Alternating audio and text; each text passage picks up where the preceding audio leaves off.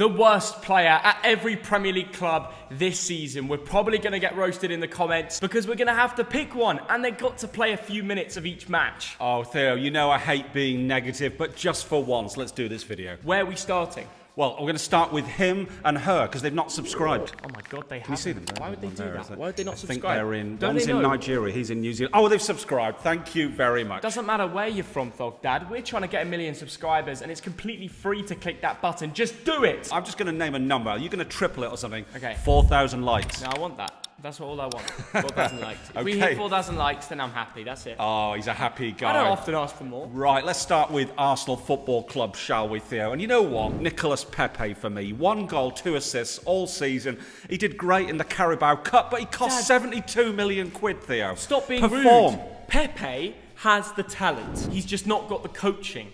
Arteta isn't going to take him there. There is an argument for Arsenal actually understanding that Pepe, 72 million, he's not been brilliant this season, but he could improve. We've got an Italian restaurant near where we live. The owner's called Pepe. He's a better footballer than Nicolas Pepe. Look, all I'm saying is give him a chance. He may turn it round. I'm picking Nuno Tavares. Okay. Now, the guy at times has shown quality, I'll admit. Theo. He's always attacking. He runs around like a chicken head. Theo, give him some Sorry. time. No, He's a young lad, isn't he? He's got no understanding of defensive positioning. He should sit down and watch Kieran Tierney highlights for a couple years. Aston Villa now. This is one of the big signings. 29 million from Bayer Leverkusen. Leon Bailey, I'm sorry, not lived up to expectations. Yeah. A goal, 2 assists. He's not even getting in the 11th here. Yeah, it's quite easy to pick a Villa player that's been the worst because they've not reached expectations of the top 10 and pushing on for European positions. They sold Grealish, reinvested it. One of the men was Leon Bailey, and I agree with you, he's been the worst player. But you know what? I think he'll come good in year 2 or year 3. Brentford now. I've gone from a Grenada international, Theo, central midfielder who quite honestly only got 9 starts, didn't really work his way into the 11. Shandon Baptiste. I just think they might have to upgrade. I mean, he only cost 2 million from Oxford, but I'm not sure he's quite good enough. I've went for Alvaro Fernandez, the goalkeeper, who's a backup who played this season. We watched him actually when Southampton won 4-1 and battered the Bees. It seems like when he's in goal, they concede a lot of goals, and he was stated as he couldn't save a Word document. If you're a goalkeeper and someone said that about you, it's pretty obvious you're the worst player. Brighton and Hove Albion now. Our editor is a Brighton fan, so you've got to put agree or disagree when I speak the word Aaron Connolly, a Republic of Ireland international, awful on the pitch, according to a Brighton friend of mine, shipped off to Middlesbrough, only scored a couple of goals there. Completely agree with you, and it's difficult with Brighton because most of their team performs under Graham Potter, and at least if they don't exceed expectations like Lamptey, it's because of an injury. I think he'll bounce back next season. I agree with you with Connolly. Brighton overall have had a good year. Burnley now. We're going to stick with the Aarons here. This lad used to be an England international, 35 years old, Aaron Lennon, of course, Theo. 28 appearances, 2 goals, and he didn't really have an impact, did he? No, not much, and I completely agree with you. Burnley, I've gone for Aaron Lennon. There's a few players I could have picked because they got relegated and they didn't show enough character come the end of the season to survive. Just looks like Aaron Lennon is getting worse and worse. I think it'll be his final year near the Prem. And it's natural, Theo. Maybe it's time for a lower division or America or Turkey or somewhere else. Yeah, a drop down to an easier league is needed. Chelsea now. Are you ready for the flop of the Premier League? 102 million quid he cost. Chelsea fans said we're going to win the league, and this guy didn't even get selected. He was selected 16 times, Theo. 8 goals. Romelu Lukaku, not good enough. Quite easily the easiest pick of this video. To be worth that much, and coming into our Prem predictions 9 months ago, we sat down here and said Chelsea would finish second off the basis that Lukaku just scores goals. And he did the one thing he was meant to do.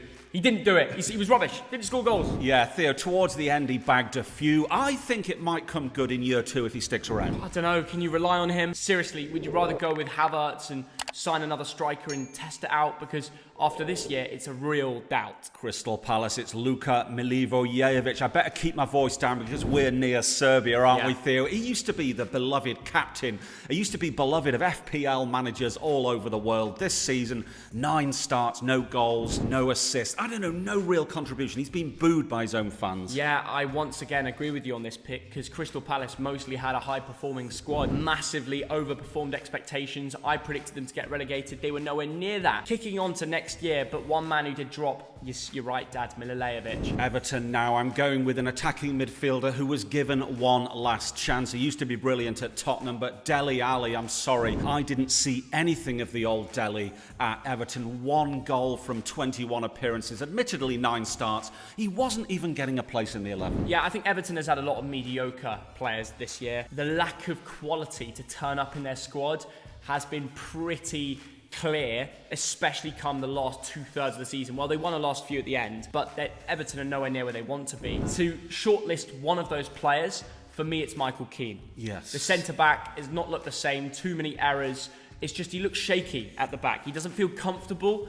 And the fact that they've gone in and signed James Tarkowski today doesn't surprise me. Mainly based off the fact that they need another centre-back to test his position. Yeah, Theo, I know a lot of Everton fans will agree with you. There was a couple of own goals, some shaky performances, but towards the end of the season, he came good. I'm not too sure about that. Leeds United, and this man came from FC Barcelona. He cost 13 million quid, and I'm sorry, but I can't see where that all comes from. Yeah. Junior Firpo, not quite good enough. Always looks like a walking yellow card. Yeah, they did a good job to sell him for a bit of cash, because when you watch him for Leeds, he's just not going to change the team for me.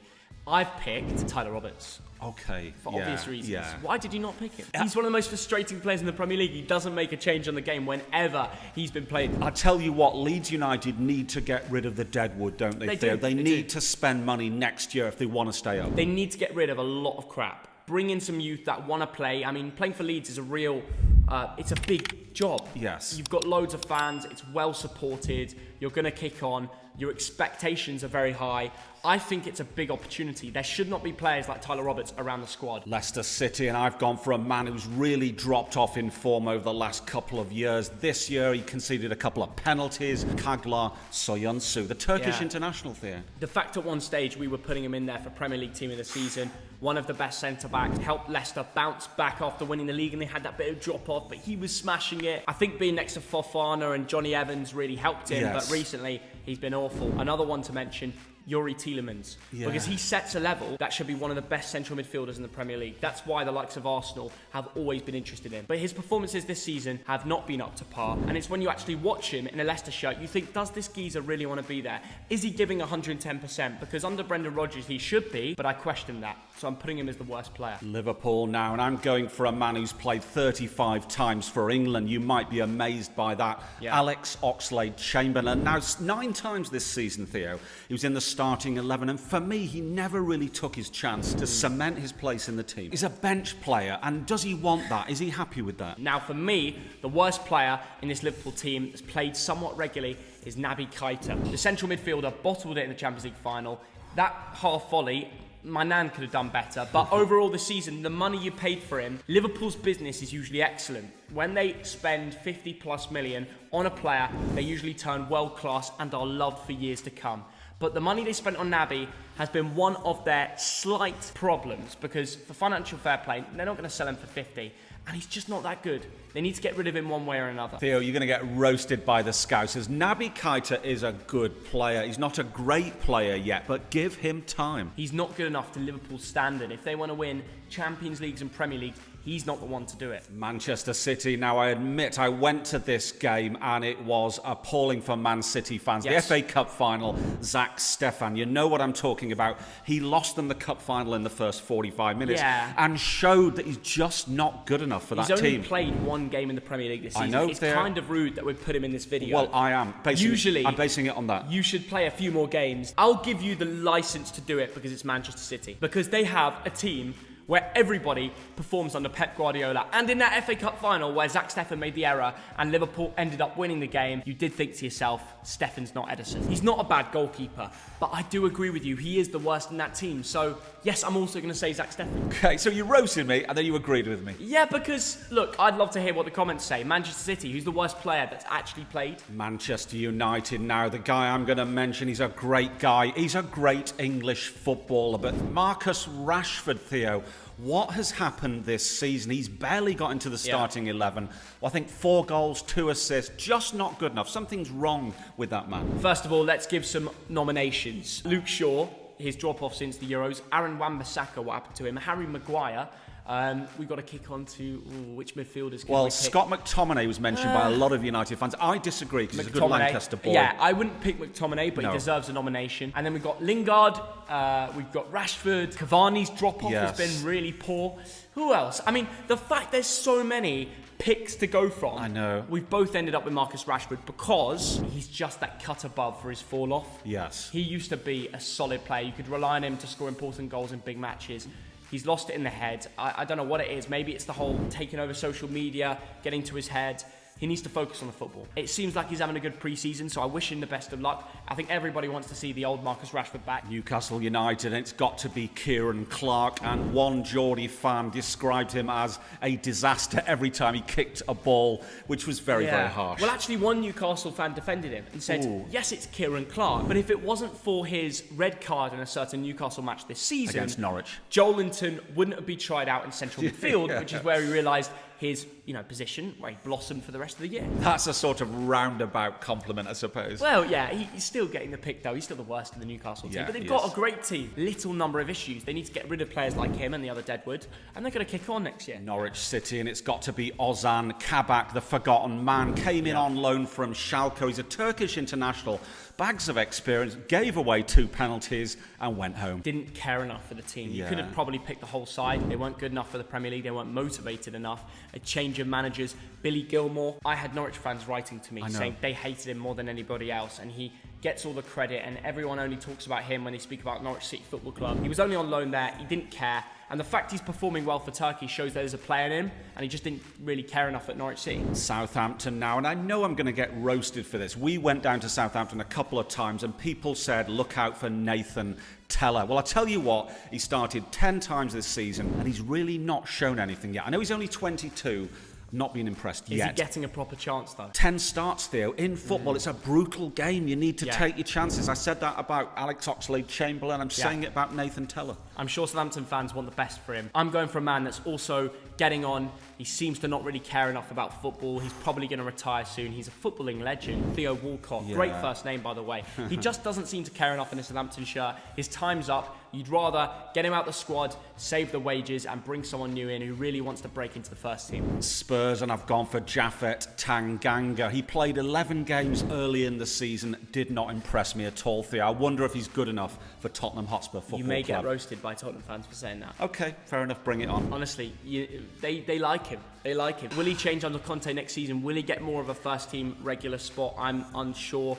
He's got to learn a lot in pre-season and prove himself, but I wouldn't have picked him as the worst player this season. I've gone for Harry Winks. Some call him the Tottenham Barella, but the English Barella, whatever you want to call him, he's not good enough. There was a moment in the season a few years back where he was playing against Barcelona and he ran that midfield and people called him the English Iniesta or I don't know, Xavi. They gave him some crazy comparison. He's barely even getting on the pitch to prove himself, and that says something about his efforts on and off the pitch. Yeah, I mean, he's not had a great season, I agree with that, but give him time. Watford now, and I've gone for Ozan Tufan, another Turkish international with bags of caps for his country, came in on loan and did absolutely nothing there. Awful. I agree with you, and I feel for Ben Foster because at the beginning of the season, signed too many players from all these different foreign leagues. You sign too many, and you're going to have a dressing room clash. Yes. Because there's no connection between the players. There's no love. See where Liverpool only make 1 or 2 signings, very rarely, and they don't want to change that squad too much because it doesn't affect the dressing room. Fozzie even said to me directly, look, that was just not... That squad was not going to perform. When Ozan Tufan played, he didn't care. He's too lazy. He's only on loan there anyway. He's going back to Fenerbahce. It's a shame. You get an opportunity in the Premier League to prove yourself and you don't use it. West Ham United, Kurt Zuma, not from what you did on the pitch because of the way you treated your cat. That was a disgrace and you got what you deserved. Put him as the worst player this season because of that. Because of what he did off the field. It matters, Theo. It matters.